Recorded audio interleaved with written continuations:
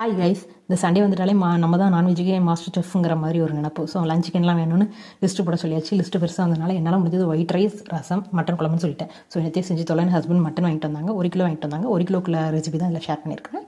இதில் என்ன ஸ்பெஷல் அப்படின்னா, நார்மலாக நான் வெளியில் கடையில் பொடி எதுவுமே வாங்க மாட்டேன். கறி மசாலா பொடி மட்டும்தான் கடையில் பேக்கெட் வாங்குவேன்.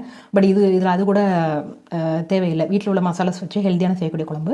அண்ட் தென் இதில் இன்னொன்று என்ன அப்படின்னா, சில டைம் நம்ம அந்த ஸ்பைசஸ்லாம் அதிகமாக சேர்ப்போம். பட்டை, கிராம்பு அதெல்லாம் அதிகமாக சேர்ப்போம். அதோட ஸ்மெல் கொஞ்சம் அதிகமாக இருக்கும். ஆர் அதோட டேஸ்ட் கொஞ்சம் கசப்பு தன்மை கொடுப்போம். பட் இதில் அது எதுவுமே இல்லை, மீடியமான லெவலில் நல்ல டேஸ்ட்டாக இருந்துச்சு. ஸோ தான் ரெசிபி ஷேர் பண்ணியிருக்கேன். விருப்பம் இருந்தால் செக் பண்ணி பார்த்துட்டு செஞ்சு பார்த்துட்டு பிடிச்சிருந்தா கமெண்ட் பண்ணுங்கள். நான் ஆல்ரெடி வீடியோஸ்லாம் காமிச்சிருக்கிற மாதிரி எல்லா திங்ஸும் எடுத்து நல்லா ஃபஸ்ட்டு வறுத்துட்டு எண்ணெயில் வதக்க வேண்டிய திங்ஸ்லாம் வதக்கி அரைச்சி வச்சுக்கணும்.